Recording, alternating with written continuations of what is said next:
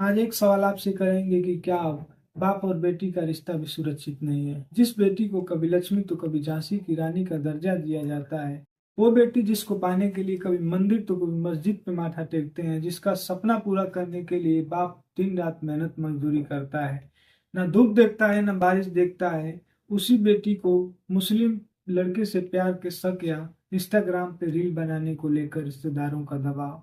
पिता पिस्टल उठाया और 3 गोली सीने में उतार के हत्या कर दी। नमस्कार, मैं आकाश राजभर। आज आपको एक ऐसे पिता की कहानी सुनाऊंगा जो कि आप सोचने पे मजबूर हो जाएंगे कि क्या दुनिया में ऐसे पिता, ऐसे लोग हैं जो अपनी ही बेटी की जान का दुश्मन बन जाते हैं।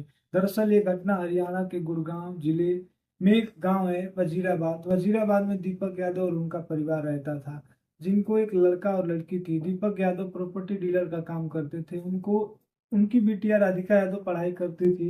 एक दिन दीपक यादव सोचते हैं क्यों ना अपनी बिटिया को टेनिस खेलने के लिए भेजूं। राधिका यादव को पिताजी बुलाते हैं और राधिका यादव खेलने के लिए तैयार हो जाती हैं और प्रैक्टिस शुरू कर देती हैं। लेकिन कॉलेज जाने का समय और प्रैक्टिस का समय एक ही था, इसलिए दीपक यादव को पढ़ाई रुकवाना पड़ता है। आखिरकार बिटिया राधिका यादव अपनी पहचान प्रतिभा से जूनियर इंटरनेशनल तक बना लेती हैं। दीपक यादव खुश होते हैं और अपनी बिटिया के लिए जमीन खरीद के टेनिस एकेडमी बना देते हैं। धीरे धीरे समय बीतता है। राधिका यादव सोशल मीडिया पर एक्टिव होने लगती हैं और इंस्टाग्राम पे रील बनाने लगती हैं। वहां उनकी दोस्ती हिमांशिका राजपूत और इनाम उल हक से होती है। ये दोस्ती घर तक जाती है। राधिका यादव के पिता और भाई समझाने लगते हैं कि गांव समाज के लोग क्या बोलेंगे कि टेनिस स्टार दीपक यादव की बेटी इंस्टाग्राम पे रील बनाती है।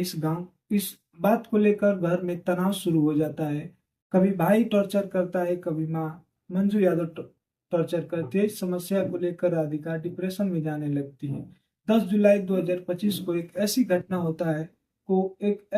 होता है जो पूरा मनुष्य जीवन पे ही सवाल उठा देता है। दरअसल राधिका यादव किचन में खाना बना रही थी। कुछ बिना बताए पीछे से दीपक यादव आता है और पिस्टल से 3 राउंड फायर कर देता है।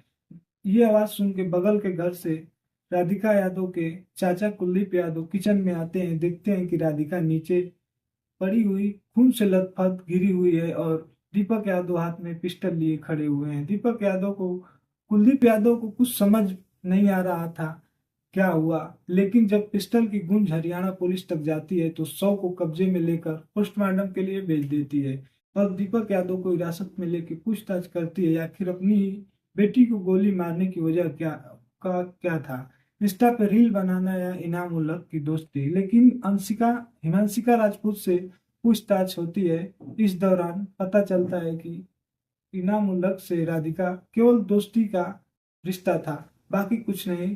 क्या राधिका की सफलता, उसकी आजादी और सोशल मीडिया पे सक्रियता दीपक यादव को परेशान कर रही थी, जिसका जिसके चलते एक पिता अपनी बेटी की जिंदगी छीन लेता है। यह हत्याकांड बताता है कि सोशल मीडिया अब सिर्फ मनोरंजन का साधन नहीं, परिवार में तनाव का कारण भी बन गया है। भारत में इस वक्त 78 करोड़ लोग इंटरनेट का इस्तेमाल करते हैं। हर मिनट इंस्टा और फेसबुक पे 13.8 करोड़ रील देखी जाती है। लेकिन जब परिवार वाले, खासकर माता पिता या भाई, इस पर रोक लगाने की कोशिश करते हैं तो अक्सर ये तनाव हिंसा में तब्दील हो जाती है। पिछले कुछ साल में रील बनाने और मोबाइल का इस्तेमाल पर रोक लगाने पर कई हत्याएं हुई है। ये वो नशा है जो पहले शराब या जुओं की लत को छुड़ाने पे दिखता था। फर्क इतना है कि अब ये लत फोन की स्क्रीन पे छिपा है। राधिका यादव की हत्या एक पारिवारिक विवाद नहीं बल्कि समाज में एक गहरी बैठी सोच का, पुरानी पुरानी मानसिकता और नई पीढ़ी की आजादी का टकराव है। जब एक बेटी अपनी मेहनत से आगे बढ़ती है तो उसी परिवार में खटकने लगती है। जो कभी उसकी सफलता पे गर्व करता था, वो अपनी बेटी की कमाई पे गर्व करे, न कि शर्म। जब तक ये सोच बदलेगी नहीं, तब तक राधिका यादव जैसी सुरक्षित नई दिल्ली की दामिनी जैसी कोई सुरक्षित रहेगा। तो इस घटना को सुनाने का मतलब आपको परेशान करना नहीं, बल्कि आप सावधान रहें, सुरक्षित रहें। जय हिंद।